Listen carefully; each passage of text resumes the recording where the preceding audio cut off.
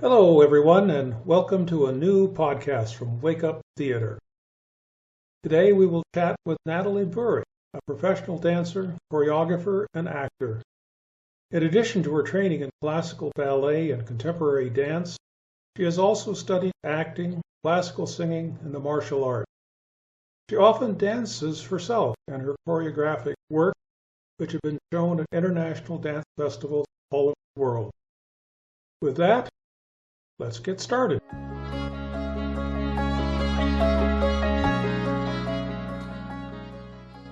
Well, hello, Natalie, and thank you for taking the time to talk with us today.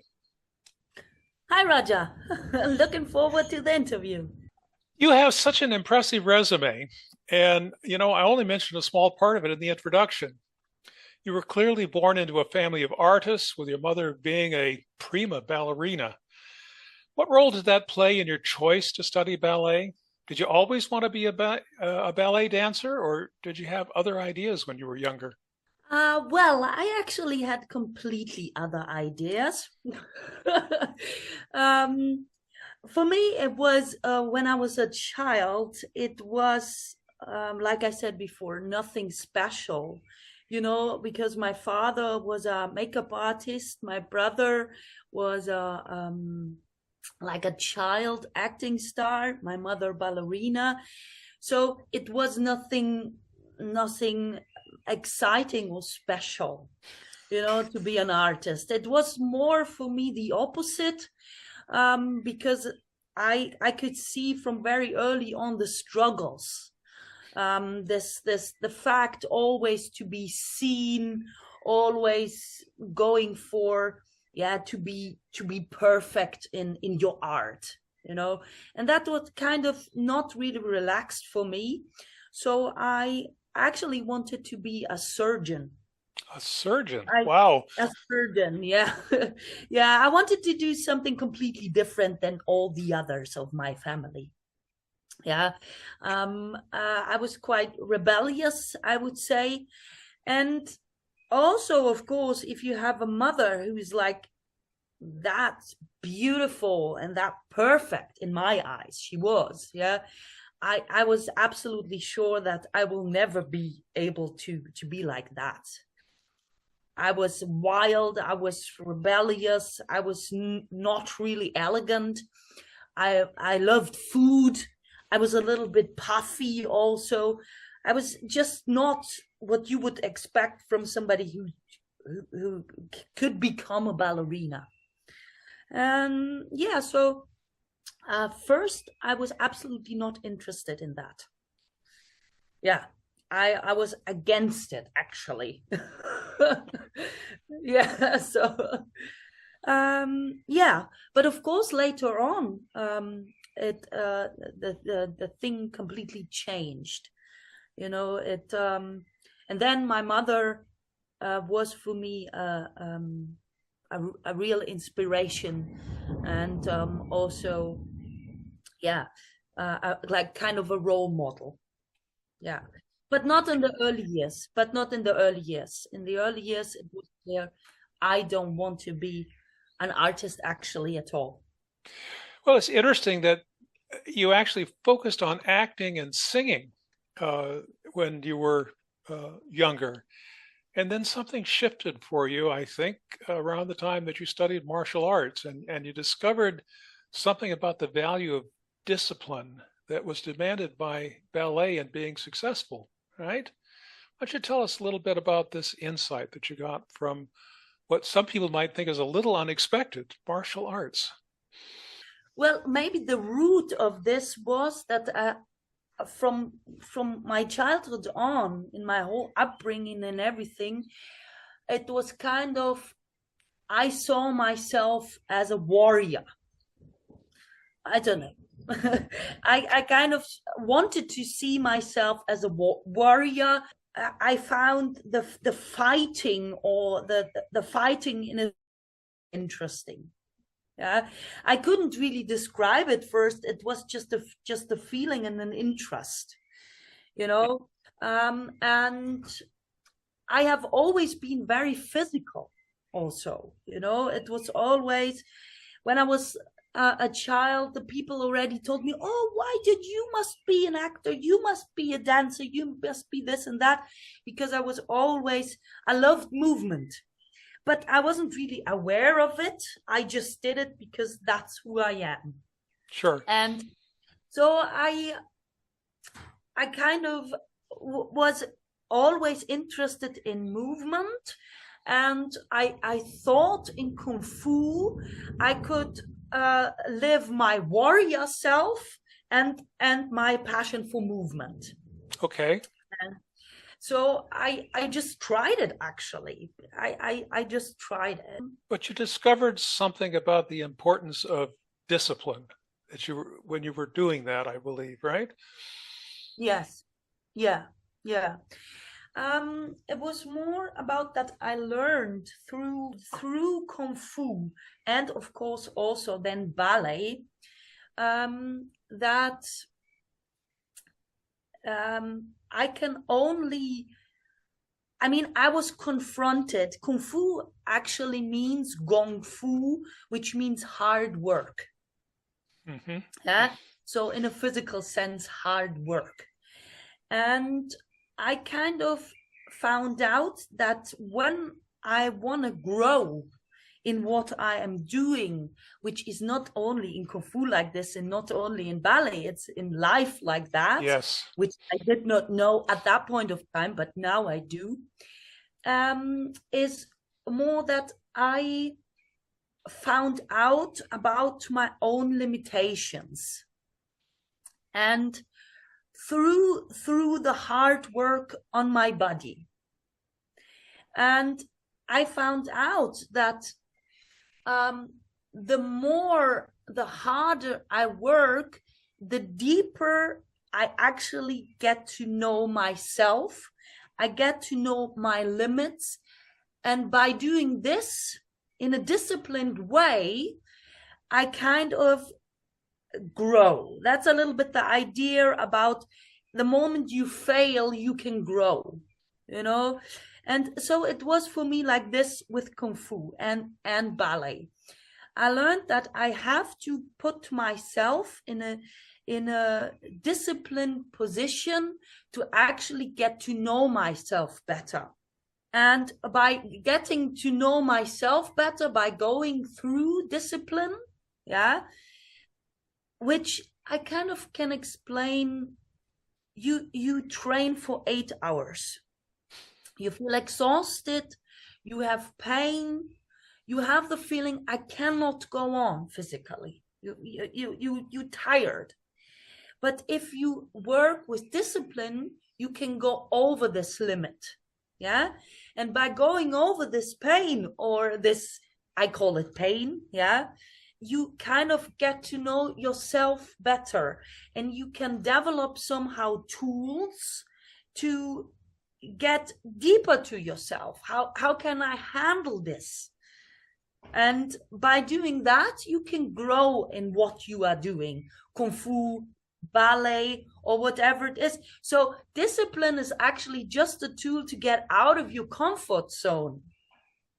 Yeah, you said you mentioned just a moment ago about learning from failure. It reminds me of a really interesting quote that you mentioned to me about something your mother taught you, that it's not about success. When you're talking about dance, art, or life itself, it's not about success. Rather, it's about learning to cope with failure in a creative and honest way. That just resonates so deeply with me. I would love to hear you talk about how you've applied that lesson in your life. Yeah, I could talk about this for ages. The thing is that all, I'd say, art forms, especially ballet, we have this image of perfection, this moment of we want to get to the point of success, of the perfect performance, the perfect moment, the perfect physicality, the perfect technique. And this all perfection in itself is not something which is really existing. There is nothing is perfect, and there is no perfect moment, and there is no perfect success. That would imply that nothing is going on. It would be a static, stuck moment. And this is not real. We don't have this perfection. And but what we have is the process, the moments where we fail. We have the biggest chance to learn. Yeah, we have the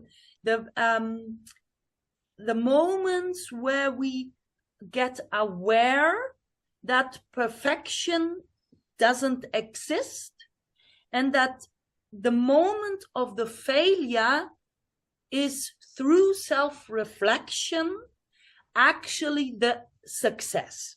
That really sounds like a very good definition of importance of discipline, because that really is discipline, isn't it? To, okay, yeah, I didn't feel good about how that went. What can I take out of it that was positive? What can I learn from that? And being willing to do that. It reminds me of one of my favorite quotes from attributed to Picasso, who looked at a young artist trying to just do crazy stuff with paint and so forth, and said, I'm just imitating you. And he said, you have to know the rules before you can break them in a meaningful and creative way. No, definitely. I agree.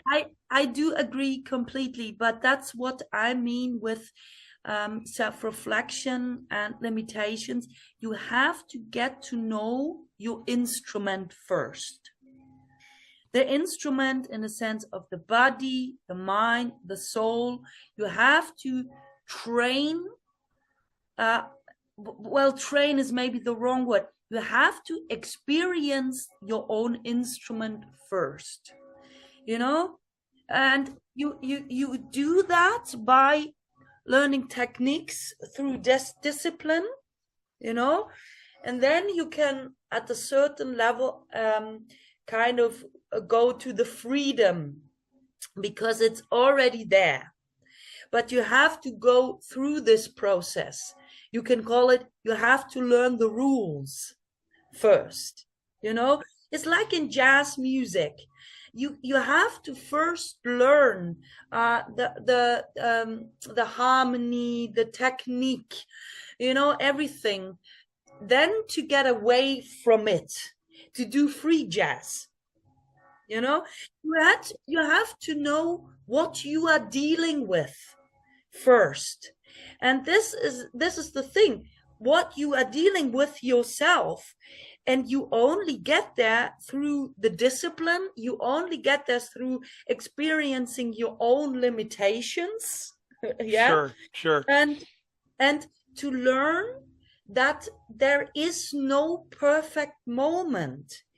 But first of all, you have to aim for this perfection, to realize that there is no perfection. Would you agree that what we think are our limitations very often can be just what we're imagining, because we don't want to venture out into that unknown where we might fail? Yes, I definitely think that it's a lot of imagination generally, what we have for beliefs, what beliefs we have about ourselves. Yeah, that's very often the limitation. Yeah. Of course. That's like perfection. Perfection is actually a trauma response. It's just a belief. It doesn't exist in real. It's what we believe. Right. I can't get any better than that. So that's okay, what I did. No, it's more like if I can bring myself to this point that I'm gonna be perfect, then everything's gonna be fine, But in a sense of acting, for example, if I'm gonna be perfect, then everybody in the audience will understand me and I will be a great actor, which is not true at all. Yes. You know, it's not true at all. It's the imperfection. It's the moment of, like, to come back to the point, it's the moment of failure. It's being human, where we kind of can catch attention. It's the moment of being authentic. It's not about perfection at all. Yeah. And being okay with that. Yes, it's like almost like we need a different word than failure, right? It's the next step. We reach the next step. Yeah, you can find a lot of words for it, like you could say everything is a process, or everything actually happens in the process. William Kentridge, for example, he's an artist. He kind of says the first stupid impulse you have is the right one. Yeah, it's always the right one. It comes out of stupidity. And this is the moment of perfection, you could say, and there are different ways to describe this, different words. I just chose to say, okay, we learn by failure, not by success. Mm-hmm. Yeah, because success is always a very tiny temporary moment, which doesn't trigger growth, and the failure does trigger growth also in an creative process. Sure. And yeah, that's you could also say the pain of life, the failure in life brings out the creativity, if you are honest with who you are.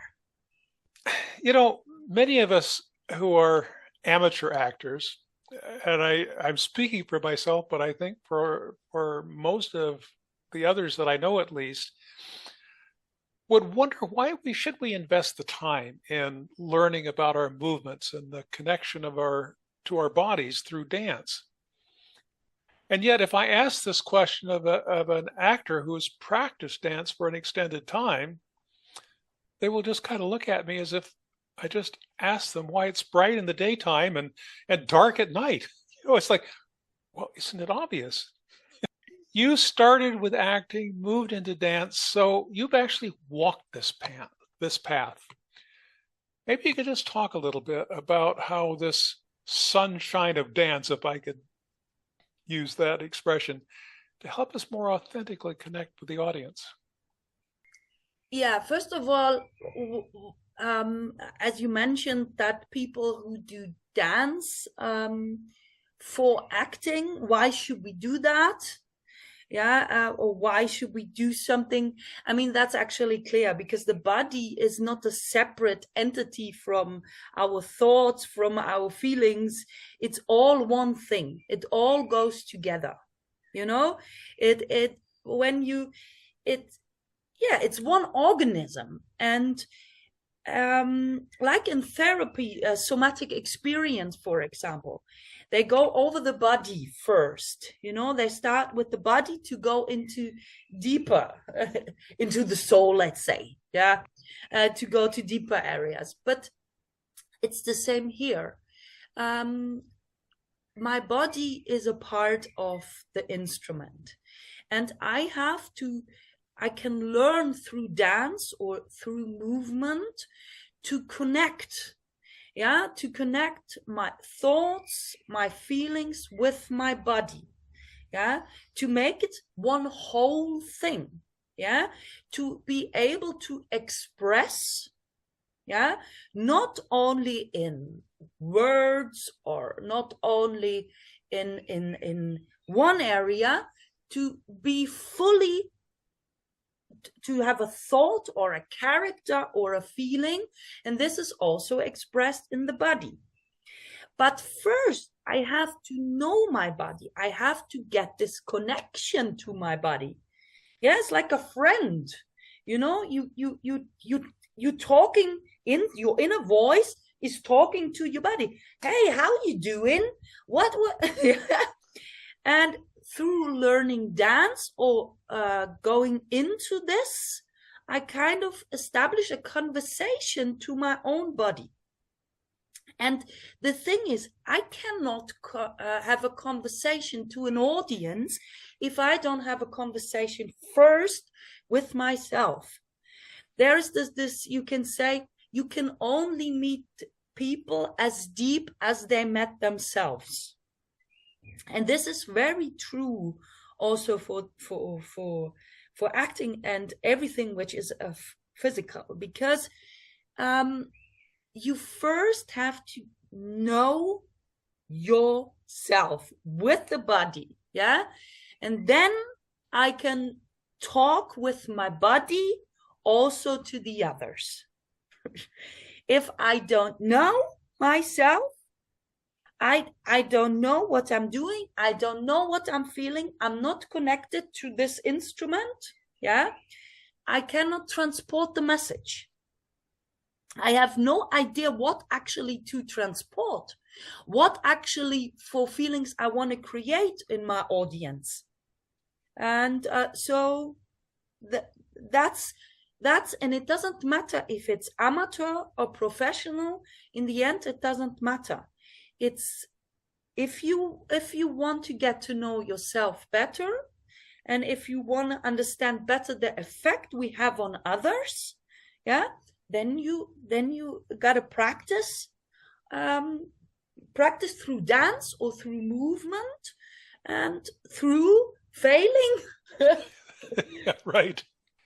Well, it's really interesting what you're saying about recognizing your body as an instrument and expressing what is true for you in the moment. And one of the things that I notice looking at someone like you, for example, that's, use your whole life to develop this capability, is that there's a consistency, if I could use that word, between your bodily movements and what you're saying and what your attitude is in the moment and so forth. Whereas with others, maybe they still move their hands around a lot, waving their hands around their arms and so forth. But it's inconsistent in some way with what they're saying. And I wonder if that doesn't contribute a sense of doubt about the sincerity of the person, even in our day-to-day interactions with one another, let alone on the stage. What do you think about that? Yeah, I think that's absolutely true. And I could say two things about this. The one thing is that art in itself is very special concerning this point, because we are, in comparison to somebody who is working, for example, in the field of IT or in the supermarket or whatever, they are kind of not they don't have to use their body, their voice, their expression for their work. So there is a distinction, a separateness between Sure. This is what I'm doing and this is who I am. Yeah, in performing arts, we don't have that.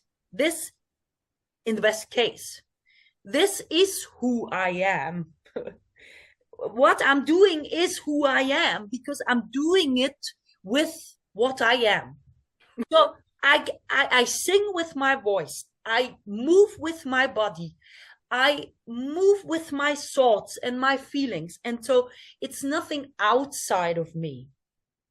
It is something, it has something to do with me.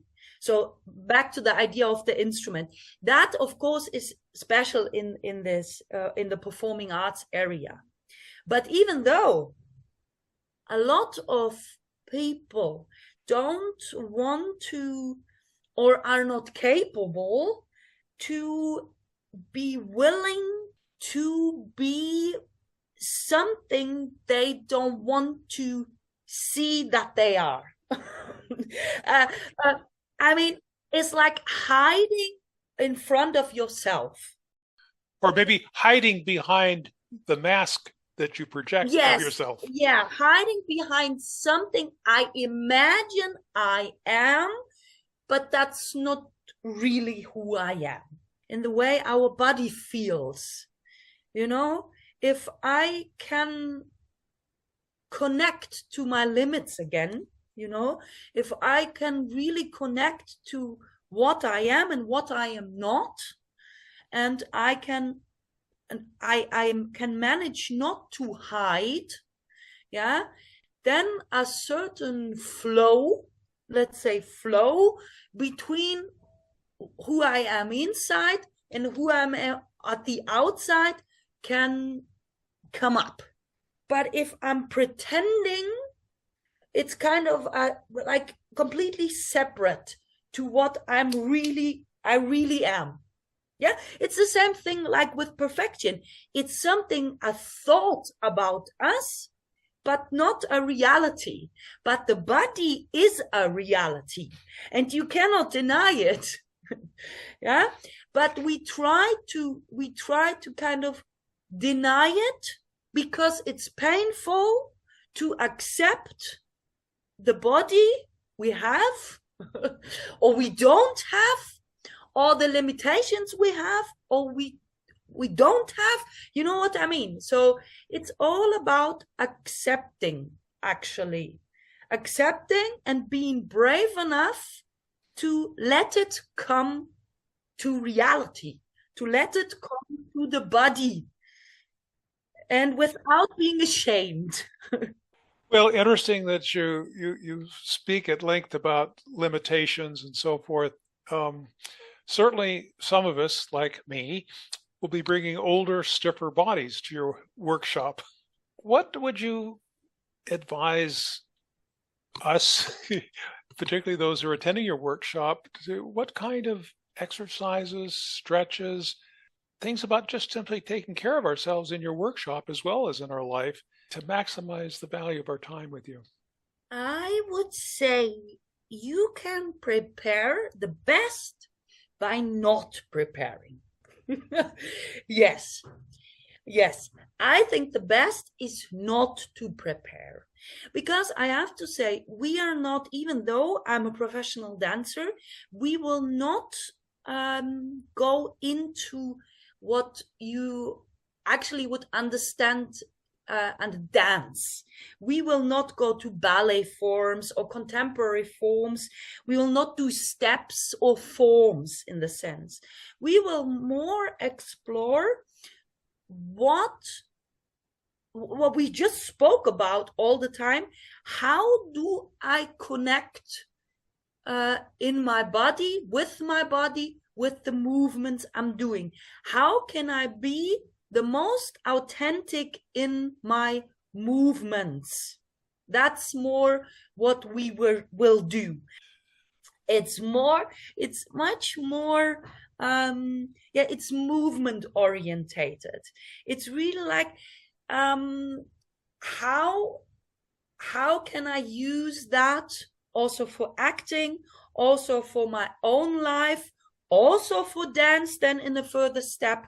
It's more about an awareness about the own body and the movement of my body in relation to what is happening inside of me. That sounds exciting.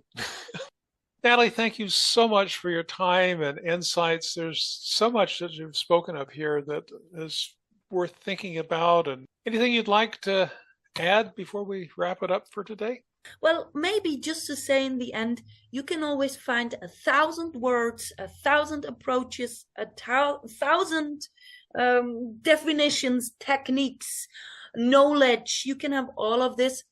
In the end, movement is only happening if you do it. And the experience is only happening, the success or the failure, it's only happening by doing. And that's what I want to say at the end. Just do it. And then the rest probably will come. Yes. Yeah. Wonderful. Well, take good care. Very much looking forward to your workshop.